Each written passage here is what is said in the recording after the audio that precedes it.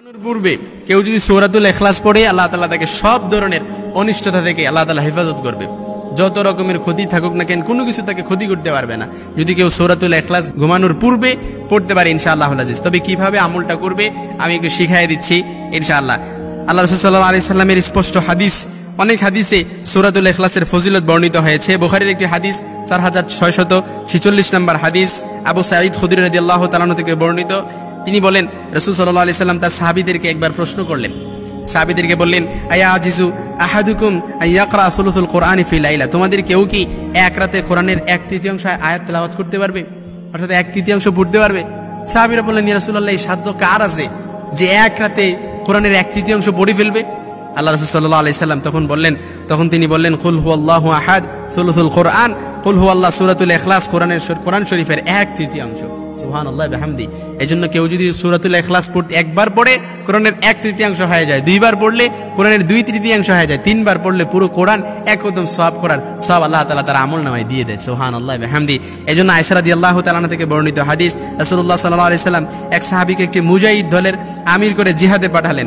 যখন নামাজে ইমামতি করতেন ওই মুজাহিদ ব্যক্তি, তখন প্রত্যেক রাকাতে সূরা পড়ার পর কুল হুয়াল্লাহু আহাদ সূরা ইখলাস দিয়ে তিনি কিরাত শেষ করতেন। মুজাহিদগণ সেই অভিযান থেকে প্রত্যাবর্তন করে নবী সাল্লাল্লাহু আলাইহি সাল্লামের খিদমতে বিষয়টি আলোচনা করলেন।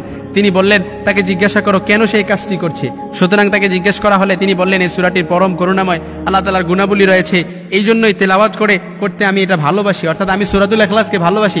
তখন আল্লাহ তাআলা বলেন যে তাকেও বলে দাও আখিরুহু আন্নাল্লাহ তাআলা ইউহিব্বুহু, আল্লাহ তাআলাও তাকে ভালোবাসেন। সুবহানাল্লাহ। এজন্য যে ব্যক্তি সূরাতুল ইখলাসকে ভালোবেসে সব সময় পড়বে আল্লাহ তাআলাও তাকে ভালোবাসবে, কিয়ামতের ময়দানে আল্লাহ তাআলাও তাকে ভালোবাসবে, আল্লাহ তাআলার মুহিব্বিন হয়, আল্লাহ তাআলার একজন মাহবুব পেয়ারা বান্দা হয়, কিয়ামতের ময়দানে সে উঠবে।